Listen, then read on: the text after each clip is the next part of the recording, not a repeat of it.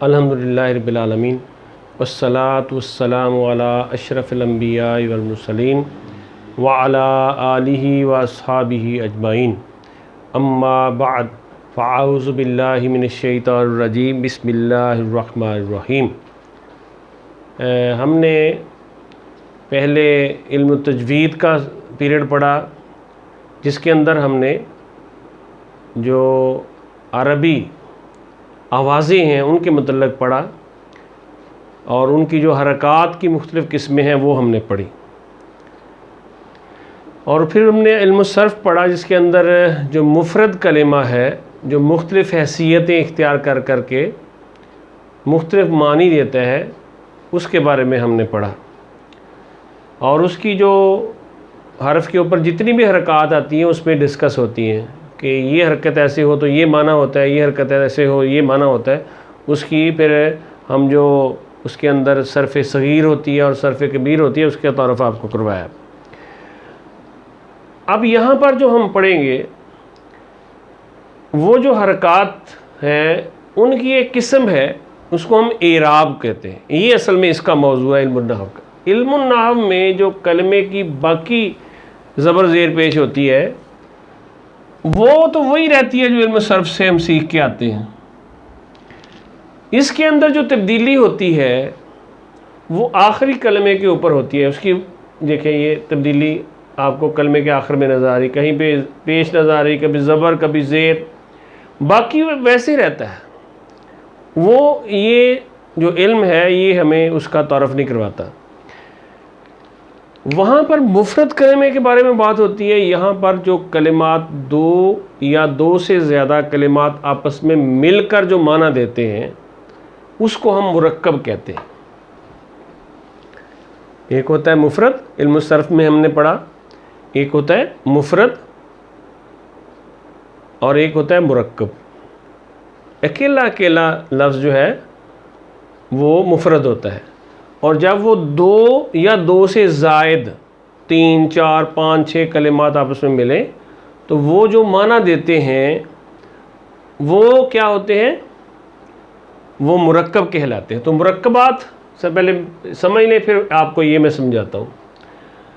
مرکب کی جو قسمیں ہیں وہ علم النحو میں ہم ڈسکس کرتے ہیں۔ پہلی قسم اس کی ہوتی ہے مرکب ناقص۔ مرکب ناقص وہ ہوتا ہے جس میں معنی مکمل نہیں ہوتا، جیسے کتاب اللہ، رسول اللہ، اللہ کی کتاب، اللہ، رسول اللہ، اللہ کا رسول، یہ مرکب اضافی ہوتا ہے۔ دوسرا مرکب توصیفی ہوتا ہے، جیسے رجل صالح، نیک آدمی، الرجل الصالح، نیک آدمی، یا اسی طرح سے کوئی بھی ایک کلمہ جو ہوتا ہے دوسرا کلمہ اس کی تعریف کر رہا ہوتا ہے، یہ مرکب توصیفی ہوتا ہے، اس کے اندر نامکمل بات ہو۔ اسی طرح عددی مرکب عددی ہوتا ہے جس میں گنتی بیان ہوتی ہے، مثلا کتاب واحد، ایک کتاب، کتابان اثنان، 2 کتابیں، ثلاثۃ کتب، 3 کتابیں۔ یہ مرکب ہے جو کلمات آپس میں ملے ہیں، معنی انہوں نے دیا ہے، تبدیلی بھی اس کے اندر لفظوں کی ہوئی ہے لیکن وہ معنی مکمل نہیں ہے۔ اسی طرح سے حاضل کتاب، یہ جو ہم کلمات استعمال کرتے ہیں حاضہ، حاضہی وغیرہ، یہ کلمات کے ساتھ مل کے معنی دیتے ہیں۔ حاضل کتاب کا معنی ہوتا ہے یہ کتاب، اور اسی طرح حاضہی الساعہ، یہ گھڑی، تو معنی مکمل نہیں ہے۔ پھر دوسری قسم جو مرکب کی ہوتی ہے وہ اس میں بھی زبر زیر کی تبدیلی ہوتی ہے، یہ ہمیں یہاں پہ ڈسکس علیحدہ سے کریں گے جب علیحدہ علیحدہ اس کو ہم ڈسکس کریں گے، اور اس کو پہچان آپ کو کروائیں گے کہ اس قسم کا مرکب ہو تو اس کا یہ زبر زیر پیش ہوتی ہے تو یہ معنی بنتا ہے، یہ زبر زیر پیش ہوتی ہے تو یہ معنی بنتا ہے۔ اس کا مقصد کیا ہوتا ہے کہ آپ جب بولیں یا آپ قرآن پاک پڑھیں تو آپ کو اس سے پہچان ہو جائے کہ معنی کیا بن رہا ہے، اور جب آپ گفتگو کر رہے ہیں اس وقت آپ زبر زیر پیش صحیح ادا کریں، غلطی سے بچ سکیں۔ تو دوسری مرکب کی قسم ہے مرکب تام، جس میں بات مکمل ہو جاتی ہے، جیسے ھذا کتاب، یہ ایک کتاب ہے، ھذا کتابی، یہ میری کتاب ہے، الکتاب مفید، کتاب مفید ہے۔ بات پوری سمجھ آ رہی ہے؟ تو یہ مرکب تام، تام کا مطلب ہوتا ہے مکمل، اس کو جملہ بھی کہتے ہیں، کلام بھی کہتے ہیں۔ پھر اس کی آگے قسمیں ہوتی ہیں، اگر اس کے شروع میں اسم ہوتا ہے تو جملہ اسمیہ ہوتا ہے، اگر شروع میں فعل ہوتا ہے جملہ فعلیہ ہوتا ہے۔ اس کے اندر یہ جو ہم نے اسم فعل حرف پڑھا تھا، تو یہ جو حرف ہوتا ہے وہ مل کر کوئی نہ کوئی معنی دیتا ہے، وہ بھی تبدیلیاں پیدا کرتا ہے۔ تو جو تبدیلی کوئی کلمہ پیدا کرتا ہے، اس کو ہم، جو تبدیلی پیدا کرنے والا کلمہ ہوتا ہے اس کو ہم عامل بولتے ہیں۔ کیا بولتے ہیں؟ عامل۔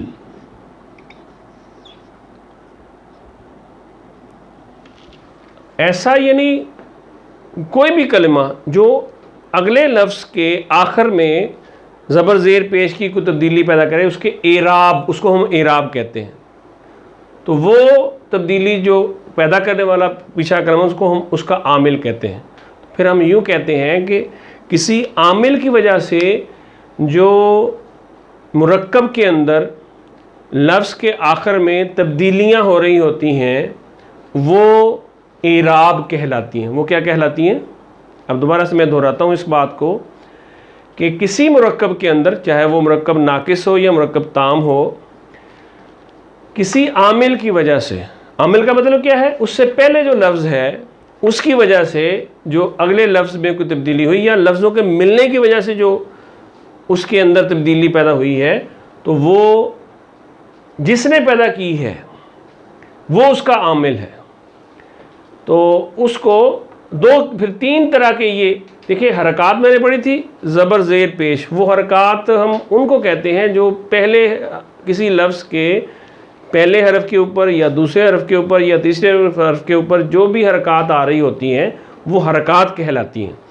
لیکن کسی عامل کی وجہ سے، لفظوں کے ملنے کی وجہ سے، یا جو لفظ ملے ہیں پیچھے کسی لفظ کی وجہ سے اگلے لفظ پر جو زبر زیر پیش کی آخری اس کے حرف پر تبدیلی آ رہی ہوتی ہے، اس کو ہم اعراب بولتے ہیں۔ تو اس لیے اس علم کو علم الاعراب بھی کہتے ہیں کہ ایکچول اس میں یہ چیز ڈسکس ہو رہی ہوتی ہے۔ کہ کیوں ڈسکس ہوتی ہے؟ اس لیے کہ اس کی مدد سے ہم اصل معنی تک بھی پہنچتے ہیں اور بولنے میں غلطی سے بھی بچتے ہیں، دونوں چیزیں اس میں ہوتی ہیں۔ اب دیکھیے میں اس کی مثال، مرفوع ایک اعراب جو ہے اس کو ہم رفع کہتے ہیں، اعراب ہوتا ہے رفع، ٹھیک ہے؟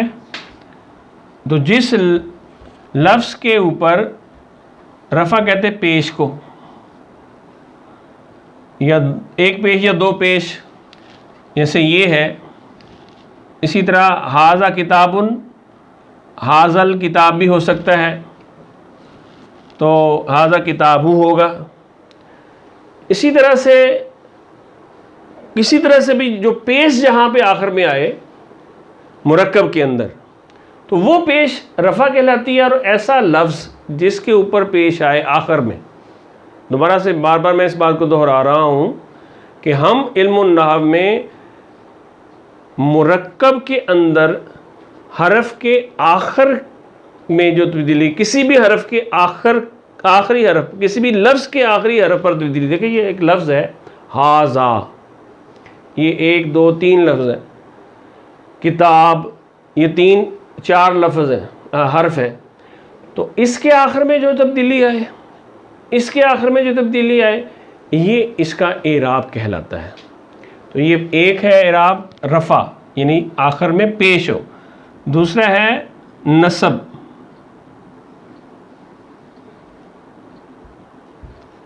یہ زبر ہوتی ہے، کلمے کے آخری حرف کے اوپر اگر زبر ہو تو وہ نصب کہلاتی ہے اور اسے اس لفظ کو منصوب کہتے ہیں۔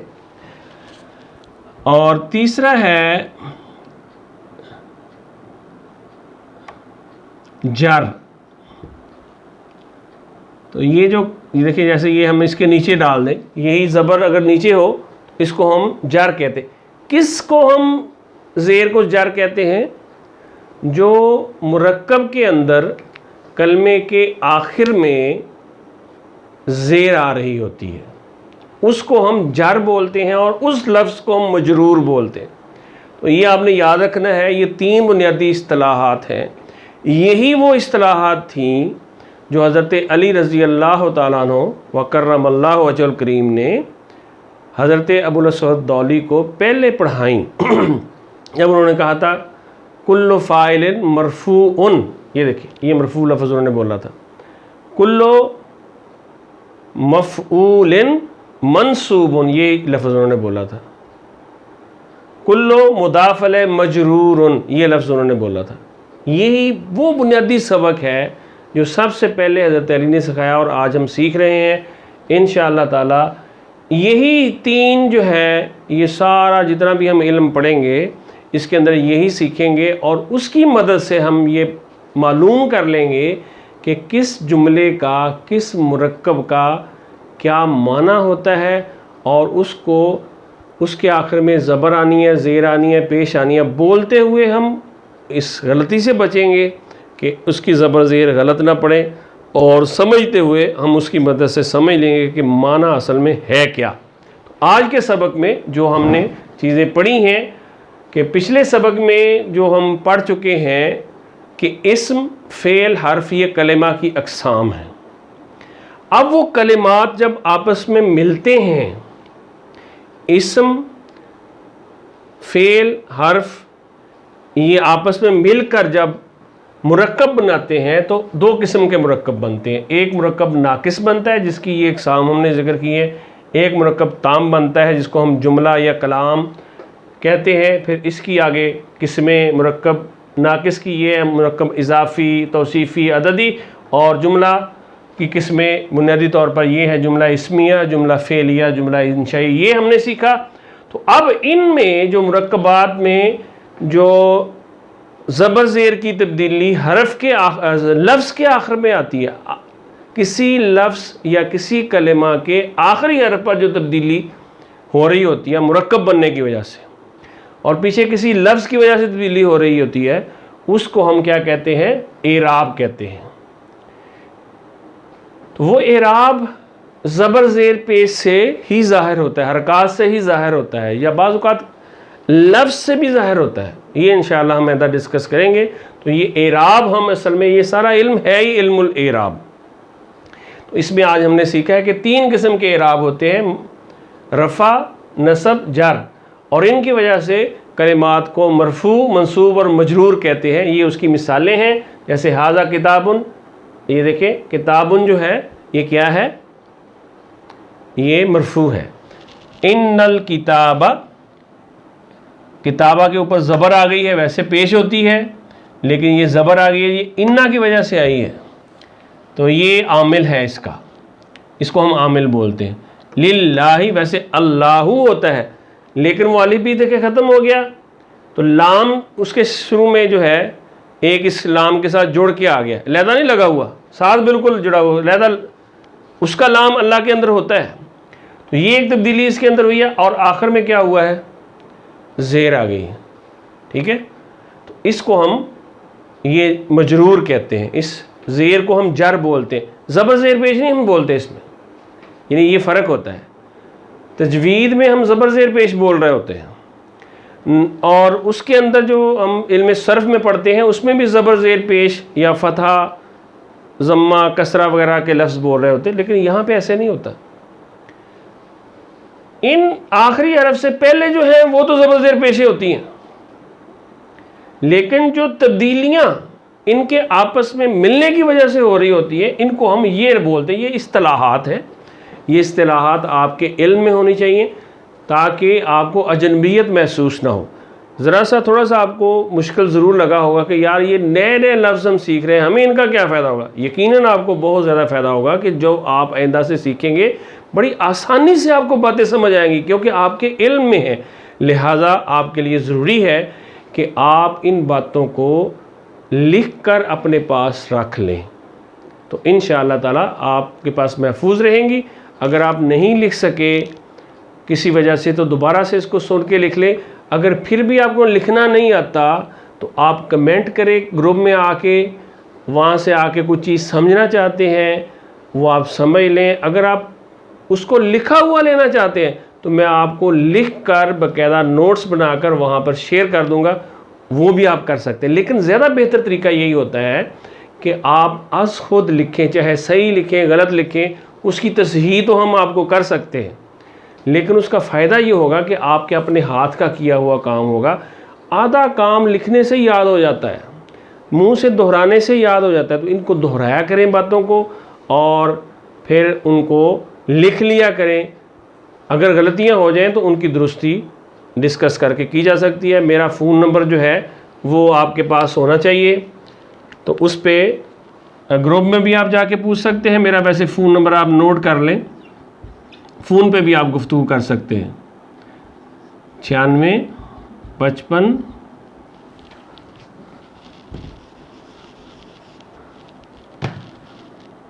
079 030096555079 یہ میرا واٹس ایپ نمبر ہے، اسی سے ہم نے گروپ بنایا ہوا ہے۔ اس گروپ میں جا کے آپ وہاں سے وائس میسیج کے ذریعے سے بھی بات پوچھ سکتے ہیں، تو یا آپ لکھ کے پوچھ سکتے ہیں۔